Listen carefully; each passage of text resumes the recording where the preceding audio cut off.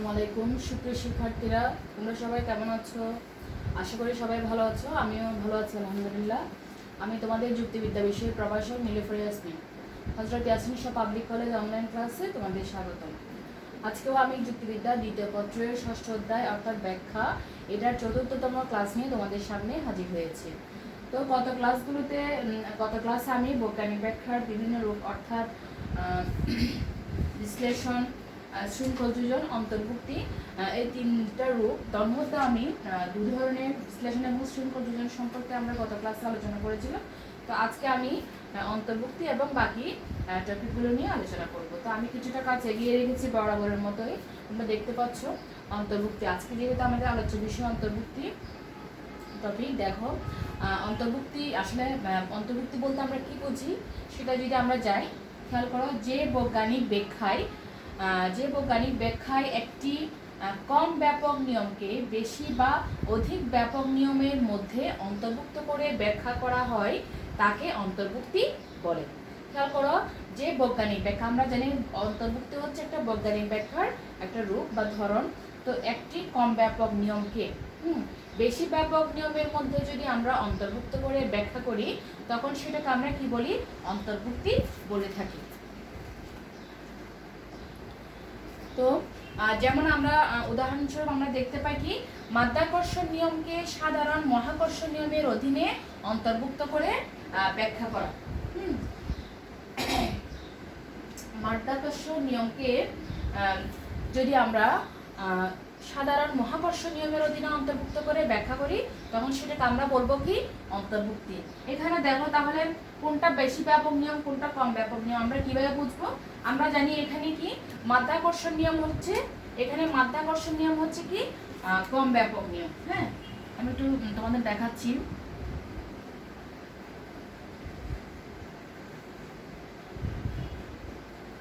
মাধ্যাকর্ষণ নিয়ম হচ্ছে কি কম ব্যাপক নিয়ম। তারপর তোমার সাধারণ মহাকর্ষণ নিয়ম হচ্ছে সাধারণ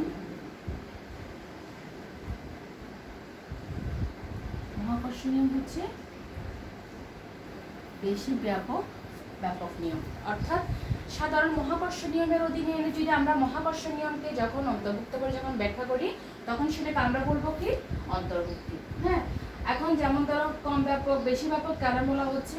যে নিয়মের বিস্তৃতি, পরিধি বা কাজের পরিসর বা পরিধি কম, তাকে আমরা বলবো কি? কম ব্যাপক নিয়ম। আর যে নিয়মের বিস্তৃতি, পরিসর বা পরিধি বেশি, হ্যাঁ, তাকে আমরা বলবো কি? বেশি ব্যাপক নিয়ম। তাহলে কম ব্যাপক নিয়মকে আমরা কি বলি? বিশেষ নিয়ম, এবং বেশি ব্যাপক নিয়মকে আমরা কি বলে থাকি? সাধারণ বা সার্বিক নিয়ম। তাহলে এখন দুটি নিয়ম যদি পাশাপাশি উল্লেখ করলে, কেবল কম ব্যাপক বা বেশি ব্যাপক নিয়ম এগুলো আমরা আলাদা আলাদাভাবে পাশাপাশি রাখলে তখন আমরা বুঝতে পারি যে আসলে, যেমন আমি যদি বলি যে আলোর পাশাপাশি অন্ধকার, ঠিক ভালোর পাশাপাশি মন্দ, বা সুখের পাশাপাশি দুঃখ, এই নিয়মগুলো আমরা যদি এখানে দেখা যায় কি, এগুলো যদি দুঃখিত, আসলে এই নিয়মগুলো যখন আমরা ভালো মন্দ বা আলো অন্ধকার, এই জিনিসগুলোকে যদি আমরা পাশাপাশি রাখি, এখানে আমরা দেখা যাচ্ছে কি, অন্ধকার বলতে বুঝি আমরা যেখানে আলোর উপস্থিতি নাই। হ্যাঁ, আর যেখানে আলোর উপস্থিতি বেশি, বা যেখানে আলোর উপস্থিতি বেশি, সেটাকে তো আমরা আলো বলি। আর যেখানে আলোর অভাব, সেটাকে তো আমরা কি বলে থাকি? অন্ধকার। অর্থাৎ বেশি ব্যাপক এবং কম ব্যাপক নিয়মগুলো যদি আমরা পাশাপাশি রাখি, তখন আমরা বুঝতে পারি আসলে এদের ব্যাপকতাটা আসলে কি নিয়ম। যেমন ধরো আমরা আরেকটা নিয়মের কথা বলতে পারি, জোয়ার ভাটা। হ্যাঁ, জোয়ার ভাটার নিয়মকে আমরা কিসের মাধ্যমে ব্যাখ্যা করি? মাধ্যাকর্ষণ নিয়মের মাধ্যমে। এবং চুম্বকত্বের নিয়মকে আমরা বৈদ্যুতিক শক্তির নিয়মের মধ্যে এনে অন্তর্ভুক্ত করে ব্যাখ্যা করে থাকি। এক্ষেত্রে তাহলে আমরা বলতে পারি কি,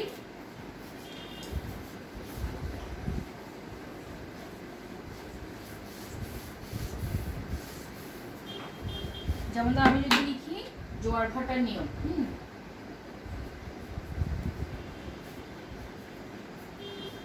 জোয়ার ভাটার নিয়মকে আমরা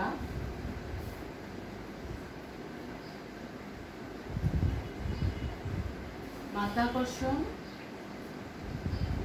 নিয়মের মধ্যে অন্তর্ভুক্ত করে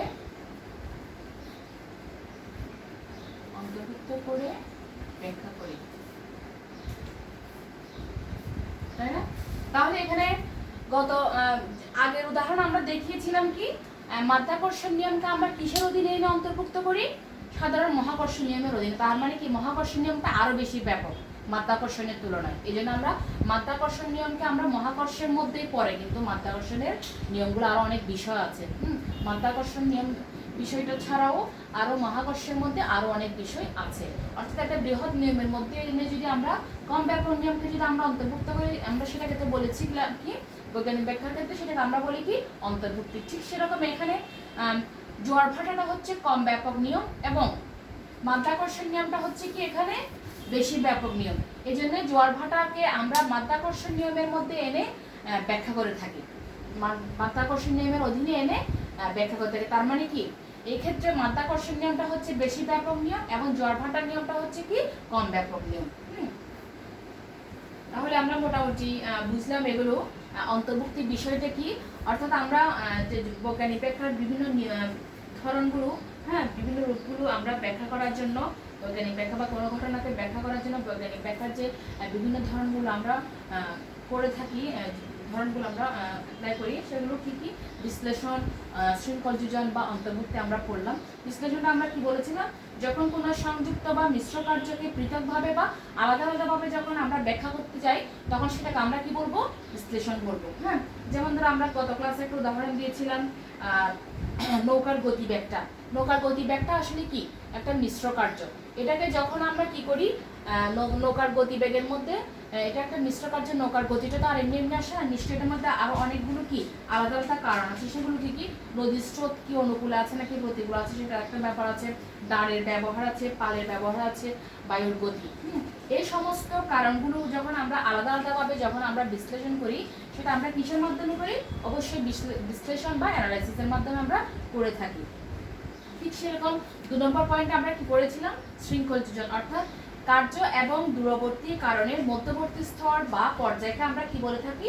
শৃঙ্খল যোজন বলে থাকি। অর্থাৎ আবার বলছি, কার্য এবং দূরবর্তী কারণের মধ্যবর্তী স্তরকে আমরা কি বলে থাকি? শৃঙ্খল যোজন। অর্থাৎ দুটো ঘটনার মাঝামাঝি যে ঘটনাটি যে আগের কার্য এবং দূরবর্তী ঘটনাকে কি করছে? সমন্বয় করে, সেটাকে আমরা কি বলি? শৃঙ্খল যোজন। অর্থাৎ দুটো ঘটনার মধ্যে সেতুবন্ধন হিসেবে কাজ করে, সেটা কি করে থাকে? শৃঙ্খল যোজনের মাধ্যমে আমরা করে থাকি। আর এখন আমরা পড়লাম কি অন্তর্ভুক্তি, অর্থাৎ কোনো বৃহৎ নিয়মের অধীনে এনে যদি আমরা কোনো কম ব্যাপক নিয়মকে যদি আমরা ব্যাখ্যা করি, তখন সেটাকে আমরা কি বলে থাকি? অন্তর্ভুক্তি বলে থাকি। ঠিক আছে, তাহলে সুপ্রিয় শিক্ষার্থীরা, তোমরা আশা করি বৈজ্ঞানিক ব্যাখ্যার যে 3টি রূপ আছে, তোমরা এগুলো আশা করি বুঝেছো এবং বাসায় আরো বেশি বেশি অনুশীলন করবে। তো আমি এখন তোমাদেরকে বৈজ্ঞানিক ব্যাখ্যাকরণের সীমাবদ্ধতাটা আসলে কি সেটা দেখাবো। তো সবগুলো নিয়মেরই তো আসলে কিন্তু কি আছে, একদম তো সব নিয়মগুলোই কিন্তু আমাদের সব সমস্যার সমাধান করতে পারে তা কিন্তু না। সব মতবাদগুলো বলো, সবকিছুই আমাদের সব সমস্যার সমাধান করতে পারে না। সবকিছুরই কিছু না কিছু কি থাকে? সীমাবদ্ধতা থাকে।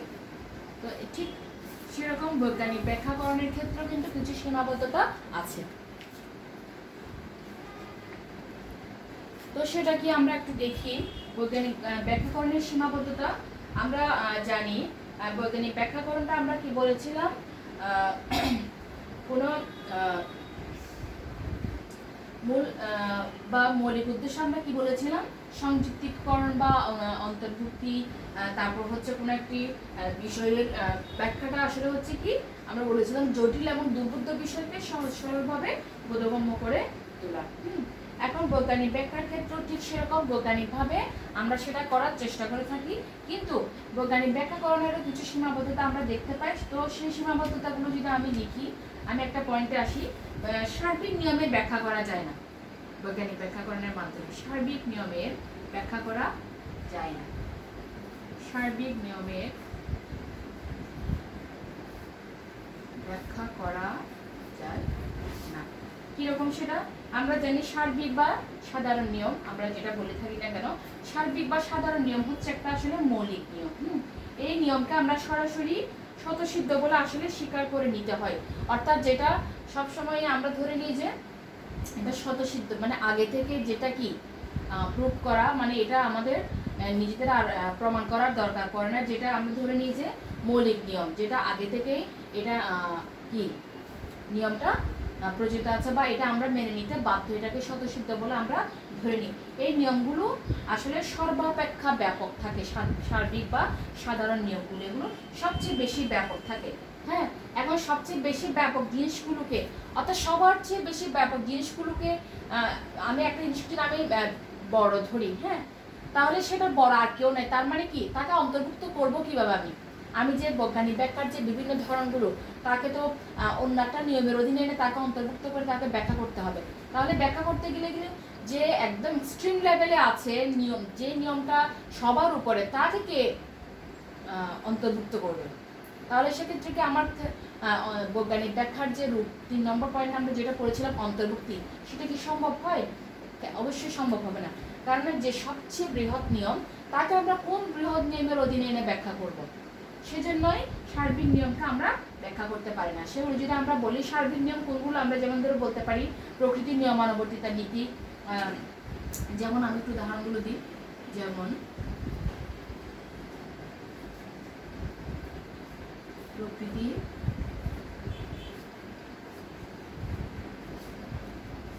নিয়মানুবর্তিতা নীতি, তারপর হচ্ছে কার্যকারণ নিয়ম,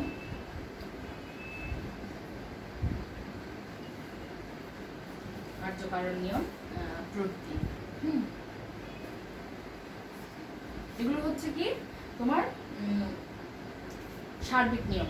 এগুলোকে আর কি করা যায় না, ব্যাখ্যা করা যায় না। কারণ ব্যাখ্যাকরণের ক্ষেত্রে যদি আমরা এই নিয়মগুলো কেন ব্যাখ্যা করতে পারবো না, কারণ এগুলো সার্বিক নিয়ম, এগুলো স্বতঃসিদ্ধ নিয়ম, এগুলোকে আমরা আর কোনো বৃহৎ নিয়মের নেই, যেহেতু এগুলো সবচেয়ে সর্বাপেক্ষা ব্যাপক।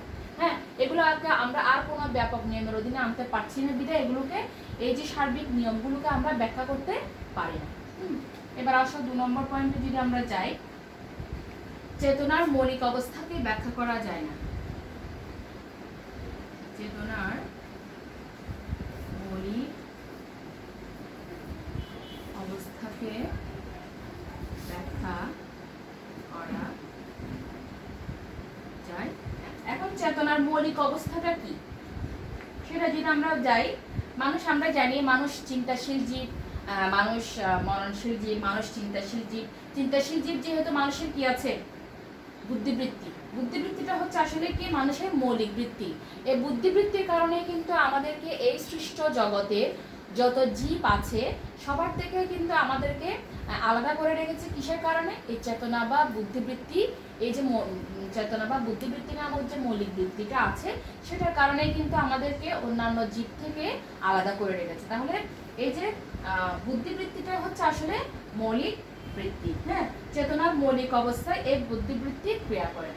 চেতনার মৌলিক অবস্থায় খেয়াল করো, চেতনার মৌলিক অবস্থায় এই বুদ্ধিবৃত্তি ক্রিয়া করে বা কাজ করে। চেতনার মৌলিক অবস্থা বলতে আমরা কি বুঝি? চেতনার মৌলিক অবস্থা বলতে আমরা বুঝবো কোনগুলো?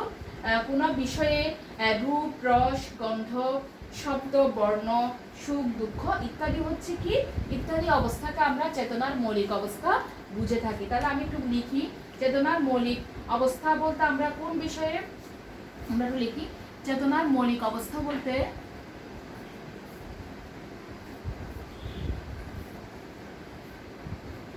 চেতনার মৌলিক অবস্থা বলতে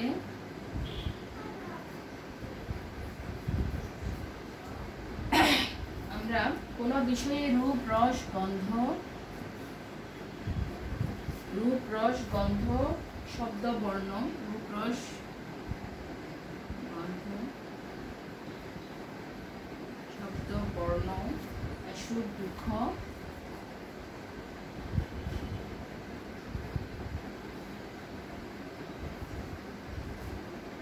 ইত্যাদি অবস্থাকে বুঝে থাকি।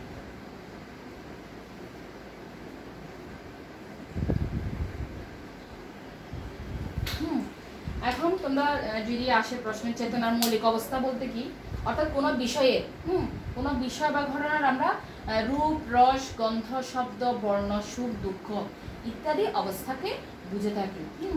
এখন এই অবস্থাগুলো হ্যাঁ কোনোটার সাথে কোনোটা কিন্তু কি নেই, সাদৃশ্য বা মিল নেই। সুখের সাথে দুঃখের যেমন মিল নেই, কোনো একটা বিষয়ের শব্দের সাথে তার বর্ণ বলতে এখানে অ্যালফাবেট বোঝাচ্ছে না, বর্ণ বলতে তার তার আকৃতিটা কীরকম হতে পারে, তার কীরকম হতে পারে, এই সমস্ত জিনিসগুলো আসলে বোঝানো হয়। যেমন ধরো আমার চেতনায় যা সুখ, মানুষের মৌলিক অবস্থা। যেমন ধরো দুটো মানুষ, দুটো মানুষের কিন্তু মৌলিক অবস্থা বা চেতনার মৌলিক অবস্থা কি একরকম হতে পারে? আমার কাছে যেটা সুখ মনে হচ্ছে সেটা অন্যের কাছে সেটা কি হয়, সুখ না, সুখ বলে গণ্য নাও হতে পারে। বা আমার কাছে যেটা দুঃখ বলে গণ্য হচ্ছে সেটা অন্যজনের কাছে দুঃখ বলে গণ্য নাও হতে পারে। অর্থাৎ এগুলো পরস্পরের সাথে পরস্পরের কোনো কি না, মিল নাই। অর্থাৎ আমার কাছে আমার চেতনায় যেটা সুখ অন্যজনের চেতনায় সেটা দুঃখ হিসেবে পরিগণিত হতে পারে। আবার আমার চেতনায় যেটা দুঃখ সেটা অন্যের চেতনায় সুখ হিসেবে গণ্য হতে পারে। এই জন্য এরকম অবস্থা অন্যান্য বিষয়ের বেলাতেও প্রযোজ্য হয়। অর্থাৎ চেতনা বিষয়টাই হচ্ছে কি আপেক্ষিক, চেতনার অবস্থাটাই হচ্ছে কি আসলে আপেক্ষিক। অর্থাৎ এটা এক একজনের কাছে এক এক রকম, এটা সবসময় পরিবর্তিত হয়। তবে এদের প্রত্যেকটি অনন্য, এটা পরিবর্তিত হয়। অনন্য বলতে এরা কারোর সাথে কারো কিন্তু মিল তুমি এখানে পাবে না। চেতনা প্রত্যেকটি অবস্থায় কিন্তু কারোর সাথে কারোর মিল বা সাদৃশ্য খুঁজে পাবে না। যেমন বর্ণের সাথে যেমন গন্ধের কোনো সাদৃশ্য নেই, বর্ণের নিয়মের সাথে যেমন গন্ধের নিয়মেরও যুক্ত করা যায় না। তাহলে এই বিষয়গুলো আসলে যেহেতু চেতনার মৌলিক অবস্থা, এগুলো আমরা জানি কোনো মৌলিক নিয়মকে আমরা কি করতে আগে বলেছি, চেতনার কোনো মৌলিক অবস্থাকে আমরা ব্যাখ্যা করতে পারবো না। কেন ব্যাখ্যা করতে পারবো না?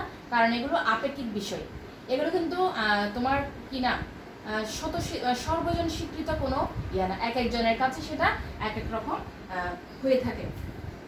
আচ্ছা, এরপর আসো 3 নম্বর পয়েন্টে যদি আমরা যাই,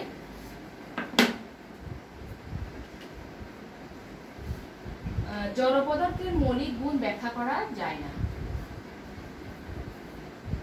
জড় পদার্থের মৌলিক গুণ ব্যাখ্যা করা যায় না। জড় পদার্থের মৌলিক গুণ কোনগুলো আমরা কোনগুলো জানি? যে পদার্থের আমরা জানি জড় বলতে আমরা কাকে বুঝি? যে পদার্থের নির্দিষ্ট আকার, আকৃতি, গতি আছে, বিস্তৃতি আছে, ওজন আছে, তাকে আমরা কি বলে থাকি? জড় পদার্থ বলে থাকি। তাহলে জড় পদার্থের এই যে গুণ আমরা বলতে এগুলো হচ্ছে আসলে এই যে জড় পদার্থের আকার, আকৃতি, বিস্তৃতি, এই সবই কিন্তু একটি থেকে একটি পৃথক বা আলাদা। একটির সাথে আরেকটির কি মৌলিক কোনো কি নেই, মিল বা সাদৃশ্য আমরা খুঁজে পাই না, তাই না? জড় পদার্থের মৌলিক গুণ ব্যাখ্যা করা যায় না। যেমন কাঠ, কলম, পেন্সিল, বই, খাতা, আপেল, কমলা, এগুলো সবগুলোই যদি আমরা জড় হিসেবে ধরি, এগুলোকে আমরা এগুলো কি আমরা ইন্দ্রিয়গ্রাহ্যের মাধ্যমে ইন্দ্রিয়ের মাধ্যমে আমরা এগুলোকে প্রত্যক্ষ করতে পারি, তাই না? ইন্দ্রিয়ের মাধ্যমে থেকে আমরা চোখের মাধ্যমে, চোখ তো একটা ইন্দ্রিয়, পঞ্চেন্দ্রিয়ের মধ্যে একটা ইন্দ্রিয়, এগুলো আমরা ইন্দ্রিয়ের মাধ্যমে আমরা কি করতে পারছি? প্রত্যক্ষ করতে পারছি। প্রত্যক্ষ করলে আমরা দেখতে পাই কি এই যে এটা প্রত্যেকটি বস্তু এই জগতে, যেমন আমি যে একটা কলম হাতে নিয়েছি, বা এখানে যে একটা আমি ডাস্টার হাতে নিয়েছি, এই দুটো কিন্তু দু রকমের। এগুলো আমরা দেখতে পাচ্ছি আমাদের ইন্দ্রিয়গ্রাহ্যের বিষয়, কিন্তু এগুলো একটি থেকে আরেকটি কিন্তু স্বতন্ত্র বা আলাদা। এর ফলে এদের একটিকে আরেকটির সাথে সংযুক্ত করা যায় না। এই জন্য এদের মৌলিক গুণগুলো তোমার কি ব্যাখ্যা করতে পারবে না। অর্থাৎ একটা আকৃতি এক এক রকম, এক একটা বিস্তৃতি এক এক রকম। ঠিক সেরকম আমরা কোনো বস্তুর নিজস্ব বৈশিষ্ট্য ব্যাখ্যা করা যায় না। একটা পয়েন্ট লিখি, কোনো বস্তুর নিজস্ব বৈশিষ্ট্য, কোনো বস্তুর নিজস্ব বৈশিষ্ট্য ব্যাখ্যা করা যায় না। নিজস্ব বৈশিষ্ট্য বলতে কি, বস্তুর প্রত্যেকটি বস্তুরই তার কি থাকে, স্বকীয় এবং মৌলিক বৈশিষ্ট্য থাকে। অর্থাৎ যেগুলো এই যে একই কথা, একটা বস্তু আমরা যেটা আগের পয়েন্টে বলেছিলাম জড় পদার্থের মৌলিক গুণগুলি ব্যাখ্যা করা যায় না, ঠিক সেরকম বস্তু মানে তো আমরা জড় বলি, তাহলে জড়গুলোর আসলে প্রত্যেকটি জড়ের আলাদা আলাদা বৈশিষ্ট্য আছে। হ্যাঁ, এই আলাদা আলাদা বৈশিষ্ট্যগুলো স্বতন্ত্র, এদের প্রত্যেকেরই ওজন, প্রত্যেকেরই ঘনত্ব, প্রত্যেকেরই আকৃতি, হ্যাঁ, আলাদা আলাদা।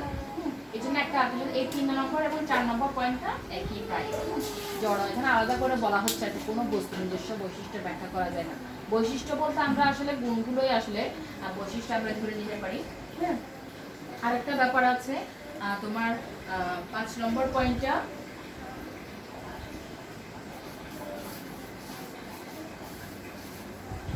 হ্যাঁ, জগতের উৎপত্তি ব্যাখ্যা করা যায় না। জগতের উৎপত্তি, এই যে আমাদের জগতের উৎপত্তির ব্যাখ্যা আমরা করতে পারবো না। কিসের মাধ্যমে? ব্যাখ্যার উৎপত্তি, জগতের উৎপত্তির ব্যাখ্যা করতে ব্যাখ্যা করা যায় না। কেন যায় না? কারণ জগতের উৎপত্তি কিভাবে হয়েছে, জগতের উৎপত্তির আদি সত্তা অর্থাৎ প্রথম সত্তাটা কি ইত্যাদি বিষয়ের বৈজ্ঞানিক ব্যাখ্যা করা যায় না। এগুলো হচ্ছে অধিবিদ্যক বিষয়। অর্থাৎ যেগুলো যেটাকে আমরা বলে থাকি সৃষ্টিকর্তাই জানেন। হ্যাঁ, যেটা আমরা কি এই জগৎ কিভাবে সৃষ্টি হয়েছে, আমরা যদিও বা অনেক বৈজ্ঞানিক তত্ত্ব রয়েছে, তত্ত্বপাত্য বা তথ্য রয়েছে, কিন্তু তারপরে আমরা বলতে পারি জগতের আসল উৎপত্তিটা কিভাবে হয়েছে এগুলো আমরা ব্যাখ্যা করতে পারি না। আমরা জানি কোনো বিষয়ে যদি আমরা বৈজ্ঞানিক ব্যাখ্যা করতে গেলে আমাদের কি কি লাগে, বিশ্লেষণ করতে হয়। আমরা আগে বলেছিলাম শৃঙ্খল যোজন, অন্তর্ভুক্তির আমাদের সাহায্য নিতে হয়। কিন্তু আমরা দেখি জগতের উৎপত্তি বা আদি সত্তা সম্পর্কে আসলে বিশ্লেষণ, শৃঙ্খল যোজন এবং অন্তর্ভুক্তি অধীনে আনা যায় না, যেহেতু জাগতিক বিষয়গুলো অনেক ব্যাপক। এদের অধীনে ওই যে আগের একটা নিয়মে চলে আসে, সেগুলো আমরা প্রথম নিয়মটা কি পড়েছিলাম, সীমাবদ্ধতাটা, অর্থাৎ সার্বিক নিয়মের কি করা যায় না, ব্যাখ্যা করা যায় না। অনেকটা সেরকম আমরা জগৎটা যদি অনেক বিশাল ব্যাপক, হ্যাঁ, সবচেয়ে ব্যাপক যদি একটা বিষয় হিসেবে জগৎকে যদি আমরা বলতে যাই, তাহলে জগতের উৎপত্তি এটাকে আমরা যদি অন্তর্ভুক্তির মাধ্যমে এনে যদি আমরা ব্যাখ্যা করতে যাই সেটাও সম্ভব নয়, কারণ এটা একটা ব্যাপক একটা বিষয়। এই ব্যাপক বিষয়কে আমরা ব্যাখ্যা করতে গেলে আরো এর চেয়ে বড় ব্যাপক বিষয়ের দরকার পড়ে। হ্যাঁ, তখন সেটা কিন্তু আমাদের পক্ষে সম্ভব হয় না। কেন সম্ভব হয় না? কারণ অন্তর্ভুক্তি করতে গেলে তো আমাদের জগতের চেয়েও ব্যাপক বিষয়ের দরকার হয়, যেটা আমাদের আসলে বৈজ্ঞানিক ব্যাখ্যার মাধ্যমে আমাদের সম্ভব হয়ে ওঠে না। তো আমরা মোটামুটি আরো কিছু পয়েন্টস আছে, তোমরা বইয়ে দেখে নিবে ভালো করে। এগুলো অবশ্যই তোমরা পাঠ্য বই ফলো করবে, বাসায় এগুলো পড়বে।